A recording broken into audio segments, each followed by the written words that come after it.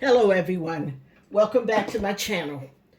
I'm going to give you a quick demo of the embroidery hoops that we use. I have a Brother PE800. Whatever your machine is, I'm sure a hoop came with it. This is a 5x7, and I do a lot of different embroidery projects when I pull my machine out. So what I did was I ordered some extra hoops. I'm not completely recommending Sotec. I mean, they're okay. I don't have any problem with them. I just know that there's a lot more different types of hoops out there, and you'll find it according to the type of embroidery machine that you have.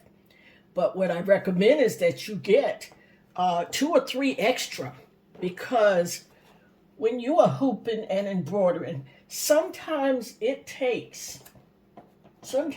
will take 10, 15, up to 30 minutes to stitch out a complete design. While you're waiting for that design to stitch out, you could be hooping your next project, especially if you do bulk. I do a lot of towels and terry cloth towels, and so I like to hoop mine in advance and have them ready, especially if it's the same design, same color, then I can get that done really, really quick. So, speaking about designs, I just finished The Best Thing in Life is Rescued.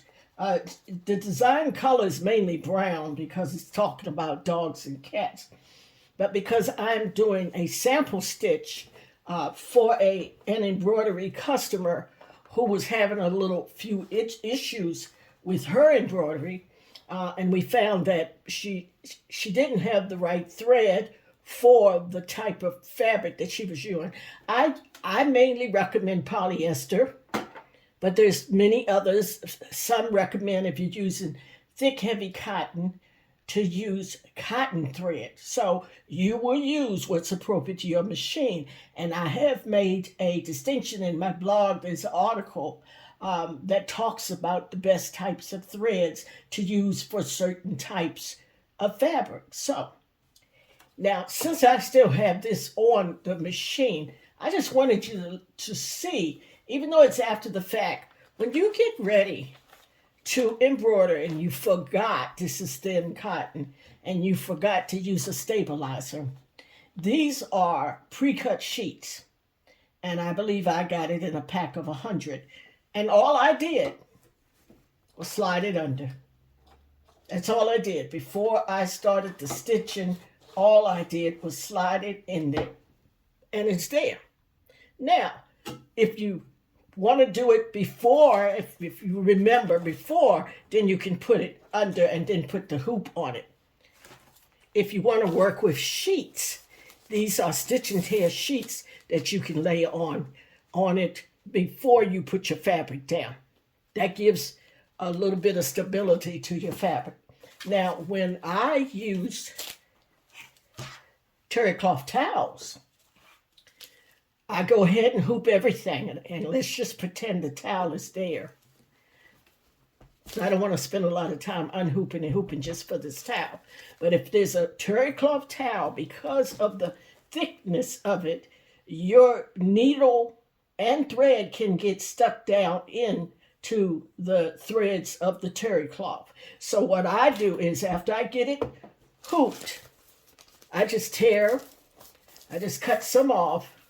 I just slide it right under before you start the machine. When it catches the first 2 or 3 stitches, you can let it go because the machine has it. It doesn't get stuck in anything, and when you finish and pull it off, this rips away. You just rip it off. Same as you do with the stabilizers. It just tears off, okay? Third type of stabilizer that I did want to talk about is the Tender Touch. This is a permanent iron-on stabilizer. It is designed to cover the stitches, okay? You want to cover when you're doing a baby's onesie or a child's t-shirt. You don't want these threads sitting here touching their body. It's going to itch. It's going to scratch them. Okay? I still have some of the little tearaway stabilizer on here. And see how easy it is. It just comes right off. It's simple. But with this, you're going to iron it on. Okay? And it's a permanent stabilizer, very soft to the touch. It's there permanently, so when the child put their shirt on, they won't feel anything except something that's off as a shirt. So, I'm glad we took the time to talk about this today. Only thing I wanted to tell you, even though I've taken this hoop off, one customer got a lot of raveling down in the bobbin area, and she couldn't actually pull her hoop up because the stitches was connected to the needle at the top. I use this. I will try and find where I bought it from and do a link, but it's a detangler. And all you do is lift it up. It will come up a little bit, and you slice and you cut all those threads that's down in there, okay? I can lift it up high enough for you to see down. But you will be cutting all those threads so that you can pull your embroidery hoop off. So this is a must-have tool that I recommend for every embroiderer. I also did a list of all the beginner embroidery tools that I know I needed when I got started years ago. So it may be helpful for you. So pretty much that's it. I appreciate you taking time with us today. Please like and subscribe and share this video, because in sharing, it will help build the Honeybee Lynn community.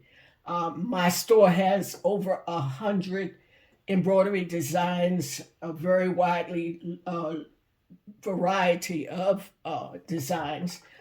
And I think there's already a link on my YouTube channel to the store. Just wanted to jump in real quick and demonstrate the actual thread nets that you can buy to keep your threads from fraying all over the place and staying in line, and they won't come off your spool, won't get tangled with your fabric. I have quite a few embroidery customers that have messaged me through my store and asked, did I know of anything that they could use to keep the threads from raveling all over the place. So these are little thread nets. This is the full length, and you can cut them down for the smaller thread. So all you do is open it up, pull it down, nice and secure, and there it is. And your spool will still turn. Nothing will stop it. And you can do the same with your smaller thread. Cut them in half. And there you are with the thread. And that's your thread net. You will find more descriptions on my blog titled Thread Nets. You also may want to look into buying another stand, because the machines normally come with a very small spool.